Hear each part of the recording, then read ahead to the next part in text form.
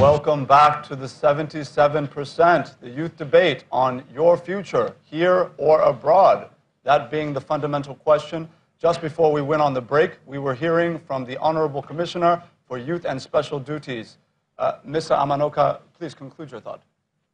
Thank you very much. I tried to share the experience we have had in the past year in dealing with youths, illegal migration, and human trafficking.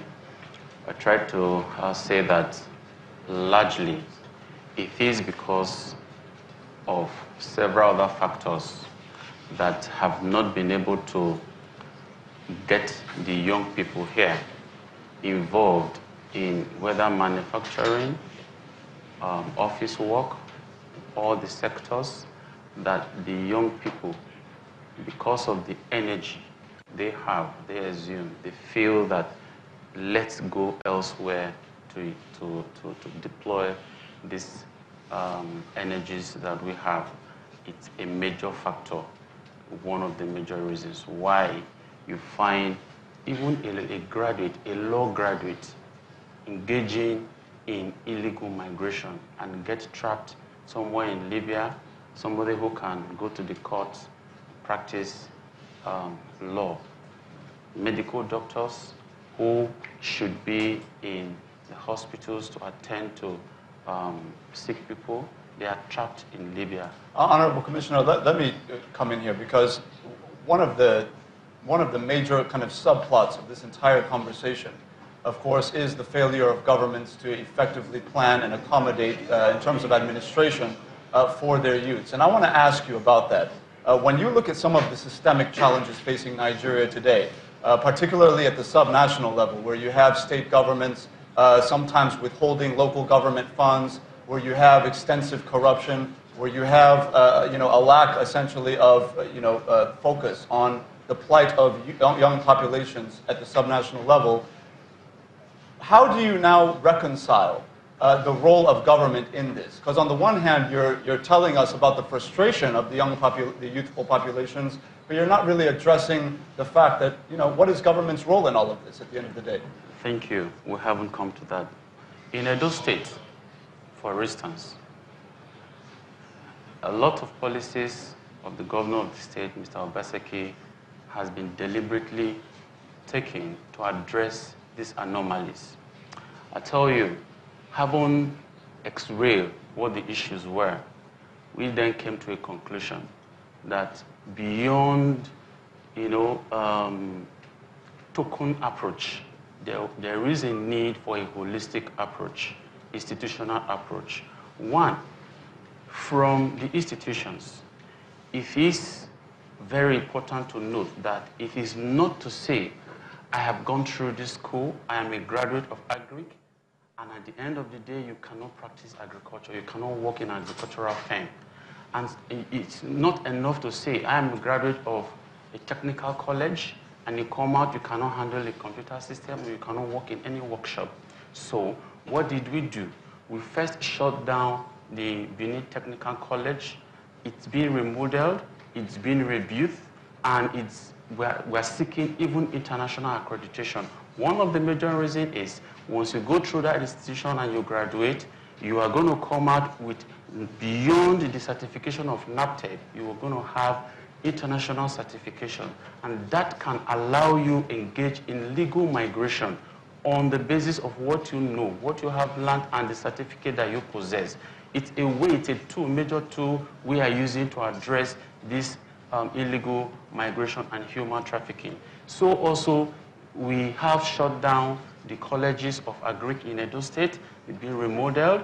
The curriculums have been redrawn to reflect modern-day requirement of labor and practice, in line also with the federal government drive for self-feeding, so that we can here feed ourselves. And in doing that, you would have generated a lot of openings for young people to be employed in the farms, in the factory, the various chains of marketing, supplies, and all of that. And so, as we talk now, the college is being decentralized into 3 campuses to reflect the 3 senatorial districts in Edo State, and both local and international certification be sought so that we can deal with that.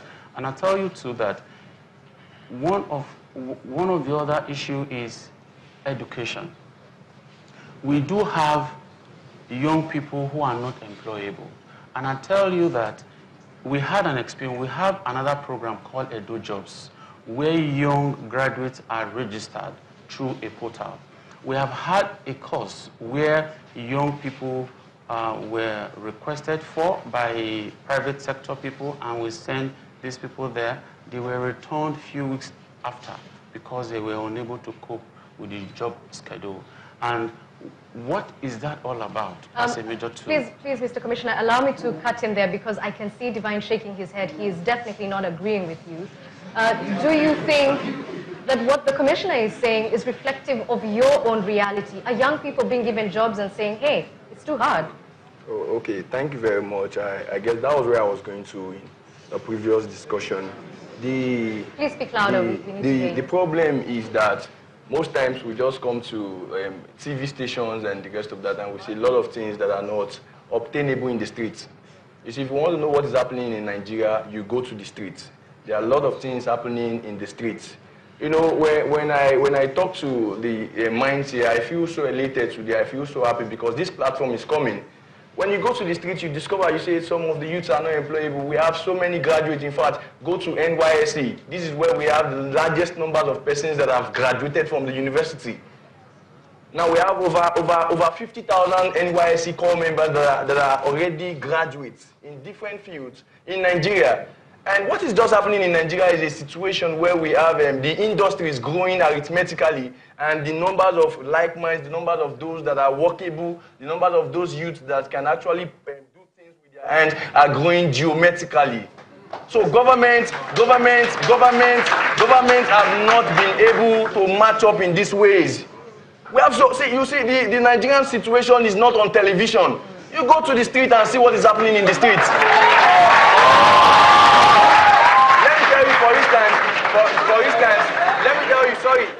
Let me tell you, for instance, now when you talk about migration, we were students in the university. I read social studies. Migration is about moving from a place to another. Why you move is because of better facilities. Why you move is because of jobs. Why you move is because of economic upgrades. And because of that, if I'm in a place, for instance, I'm here and I'm conducive, why would I want to go outside where the scorching sun will eat my skin?